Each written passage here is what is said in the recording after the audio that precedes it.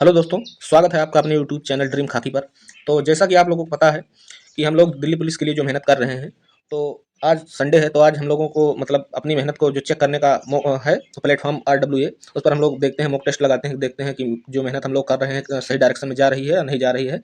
तो आज हम लोग उसी दिल्ली पुलिस के मॉक टेस्ट का जो कि 8 अक्टूबर को हुआ है, उसका हम लोग कंप्लीट एनालिसिस करेंगे और देखेंगे कि सबसे पहले उसमें मेरा स्कोर क्या रहा। उसके बाद अगर ऐसा पेपर आया तो कट ऑफ क्या जा सकती है, और मतलब लड़कियों का क्या स्कोर बेस्ट है या लड़कों का, तो उस पर हम लोग कंप्लीट बात करेंगे। तो जैसा कि आप लोगों को पता है कि अब लगभग आज से 30 दिन ही बचे हैं एग्जाम को, तो कहीं ना कहीं प्रेशर अब एग्जाम का बन रहा है। तो ऐसा आप लोगों के साथ भी हो रहा होगा, मेरे साथ भी हो रहा है, तो उस पर खैर हम लोग बाद में बात करेंगे। और आज आप लोगों के लिए एक इन्फॉर्मेशन है, तो उससे भी हम लोग डिस्कस करेंगे क्या है। तो सबसे पहले अब हम लोग बात कर लेते हैं मेरा स्कोर क्या रहा। तो सबसे पहले आप लोग देख सकते हैं मेरा सेक्शन वाइज स्कोर। तो सेक्शन वाइज में सबसे पहले आप लोग देख सकते हैं कंप्यूटर का सेक्शन था, तो मैंने कंप्यूटर सबसे पहले कंप्यूटर हुई अटेम्प्ट किया। तो आप लोग देख सकते हैं इसमें मेरे 6 क्वेश्चन सही हुए। हालांकि आज कंप्यूटर ईजी था, तो जिसमें लगभग करने लायक था अच्छा खासा, फिर भी मेरे 6 ही क्वेश्चन सही हो पाए, क्योंकि मैंने अभी रिवीजन कर रहा हूँ। और एम एक्स एक्सल का जो मैं है, मैंने अभी रिवीजन नहीं किया, जिसमें से लगभग 2 से 3 क्वेश्चन आ गए थे, तो मुझसे नहीं हो पाए और कहीं ना कहीं गलत हो गए, और 2 अनअटेम्प्ट हो गए। तो इसमें मेरा जो कि 6 स्कोर बना है। तो अब हम लोग बात कर लेते हैं अगले सेक्शन की। तो टाइम आप लोग देख सकते हैं लगभग 4 मिनट के आसपास लग गए। अब दूसरे सेक्शन की बात करते हैं। दूसरा सेक्शन है मैथ का। तो मैथ में आप लोग देख सकते हैं मेरा जो है स्कोर 13 रहा है। एक इनकरेक्ट हो गया, क्योंकि मैंने 14 अटेम्प्ट किए थे, एक मुझे जो है नहीं आ रहा था, या मेरा लगभग टाइम का इशू हो गया था, क्योंकि मैंने रीजनिंग में काफ़ी ज़्यादा टाइम दे दिया था। तो यहाँ टाइम का इशू हो गया, जिससे एक अनअटेम्प्ट में चला गया। हालांकि इसमें लगभग आज 14 से 15 के आसपास करने लायक था। मैथ का सेक्शन जो है, मैथ ईजी थी।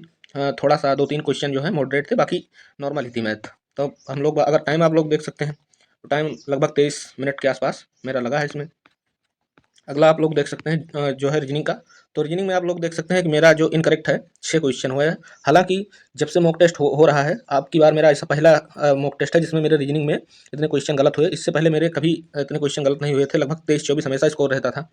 तो पता नहीं क्यों काफ़ी ज़्यादा जिसमें टाइम लेने के बाद भी मेरे ये 6 क्वेश्चन गलत हो गए, कहाँ गलत हो गए। हालांकि अब तो मॉक टेस्ट खुलने के मतलब एनालिसिस जब आएगा उसका, या उसका सोल्यूशन खुलेगा, तभी पता चलेगा कहाँ गलत हुए, कैसा हुआ। तो इसमें मेरे केवल 18 क्वेश्चन ही सही हो पाए हैं। एक मैंने अनअटेम्प्ट कर दिया था, नंबर सीरीज का था, जो 63 से करके था, याद नहीं मुझे कंप्लीट। वही मेरा छूट गया था, मेरे समझ में नहीं आया था। तो इसमें मेरे लगभग 18 सही हुए, 6 गलत हुए।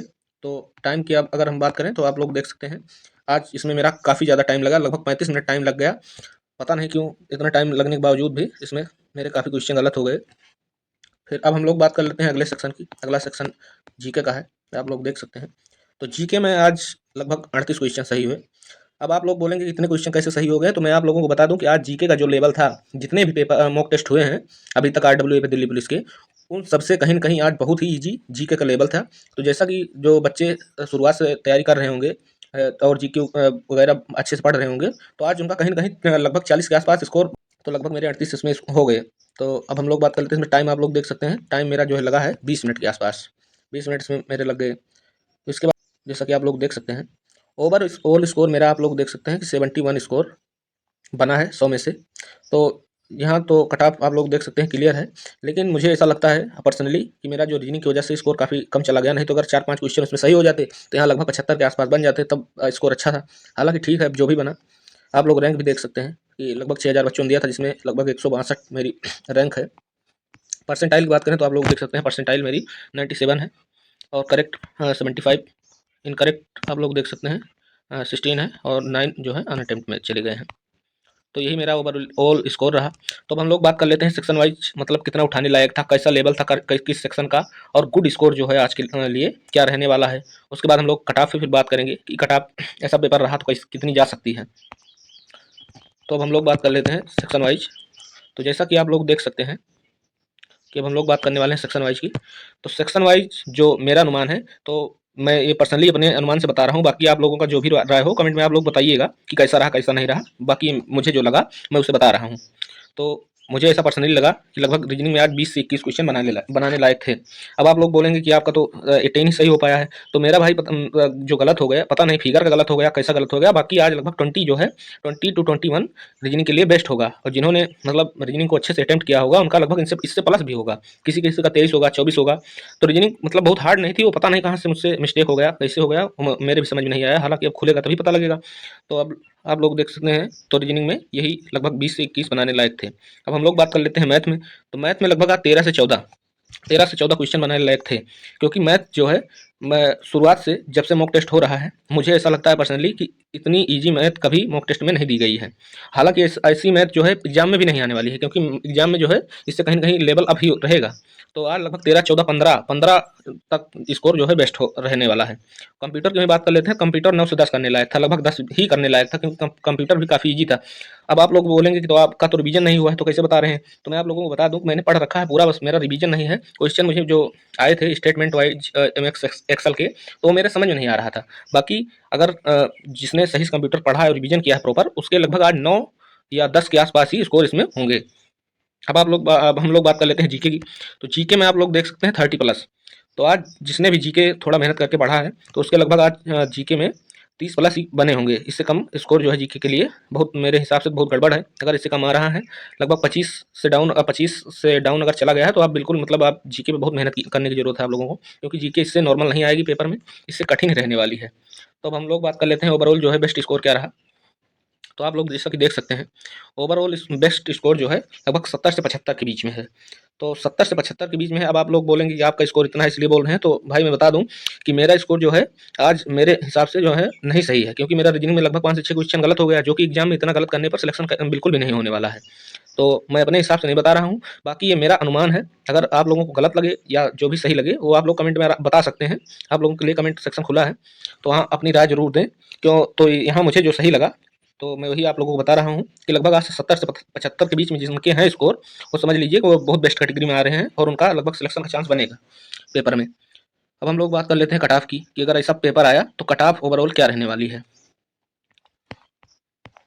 तो कट ऑफ से पहले मैं आप लोगों को छोटी सी इन्फॉर्मेशन देना चाहता हूँ, क्योंकि आप लोग कमेंट में काफ़ी मुझसे क्वेश्चन पूछते रहते हैं कि मतलब कैसे पढ़ना है, या मैथ के लिए कौन सी बुक बेस्ट है, या जीके के लिए, जीडी के लिए कौन सी बुक बेस्ट है। तो मैं आप लोगों के लिए इस वीडियो में जो है इंस्टाग्राम की लिंक और व्हाट्सअप चैनल की लिंक, जो भी मतलब इंस्टाग्राम नहीं चलाते होंगे, वो आप लोग यहाँ व्हाट्सअप चैनल पे मैं लिंक दे दूंगा वीडियो के डिस्क्रिप्शन में, वहाँ से आप लोग जाकर देख सकते हैं। मतलब चैनल में जुड़ जाएंगे, वहाँ व्हाट्सअप चैनल में आप लोगों को मेरा व्हाट्सअप नंबर मिल जाएगा। तो जहाँ आप लोग मुझे पर्सनली कॉन्टैक्ट करके आप लोग जो भी डाउट होगा वो पूछ सकते हैं।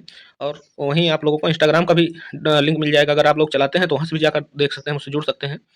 तो वीडियो के डिस्क्रिप्शन में आप लोग चेक कीजिएगा, वहाँ आप लोगों को लिंक मिल जाएगी, जिससे आप लोग जो भी डाउट होगा वो पूछ सकते हैं। अब हम लोग फाइनली कट ऑफ की बात करते हैं। तो कट ऑफ के लिए मैं आप लोगों को बताना चाहूँगा कि कट ऑफ आप लोग नंबर पे मत जाइए, कि आप लोग जो नंबर बता रहे हैं, या अंकित भाटी सर भी जो नंबर बताते हैं, तो कहीं न कहीं मुझे, मैं वैसे तो मैं भी आरडब्ल्यू से ही पढ़ रहा हूँ, वहीं का स्टूडेंट हूँ मैं, आज से नहीं जब से मैं तैयारी कर रहा हूँ आरडब्ल्यू से ही पढ़ रहा हूँ, लेकिन मैं कहीं न कहीं अंकित भाटी सर के कट ऑफ से असंतुष्ट हूँ, क्योंकि यहाँ लगभग 30 से 35 हज़ार ही बच्चे जो है देते हैं मॉक टेस्ट। बाकी एग्जाम में आप लोगों को पता है लगभग 35 लाख बच्चे पेपर देने वाले हैं। तो कट ऑफ बिल्कुल यहाँ जो बताते हैं सर, या और भी यूट्यूबर बताते हैं, तो मेरे हिसाब से कट ऑफ ऐसे इससे बिल्कुल अलग जाने वाली है। तो आप लोगों ने देखा होगा कि जीडी में भी ऐसा हुआ था। जीडी में लगभग बहुत से लोगों ने कट ऑफ बताई थी अलग अलग, लेकिन जब रिजल्ट आया तो उसका जो है कट ऑफ बिल्कुल अलग थी। एसएससी की जो ऑफिशियल कट ऑफ आई तो बिल्कुल अलग थी। तो आप लोग कट ऑफ जो है नंबरों से ना देखकर आप लोग अपने परसेंटाइल पर और रैंक पर फोकस कीजिए।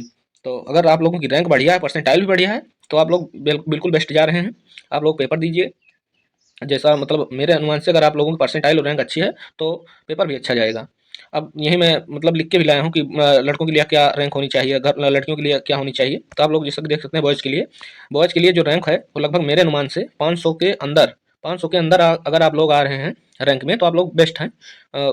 और लड़कियों को आप लोग देख सकते हैं, लड़कियां अंडर 1000 के, मतलब 1000 के अंदर अगर लड़कियां आ रही हैं रैंक में, तो बहुत बढ़िया स्कोर है मेरे अनुमान से। हालांकि इससे मतलब पेपर में क्या होगा नहीं बता सकता मैं, कि मतलब उसमें कैसा आपका स्कोर होगा, लेकिन अगर आप लोग इसके बीच में हैं, इतने रैंक के बीच में, तो मेरे अनुमान से आप लोग बहुत अच्छा स्कोर कर रहे हैं। और निश्चित ही आप लोग अगर पेपर बढ़िया से देंगे तो हो जाएगा। तो ओवरऑल आज का यही जो है पूरा का पूरा वीडियो का एनालिसिस रहा।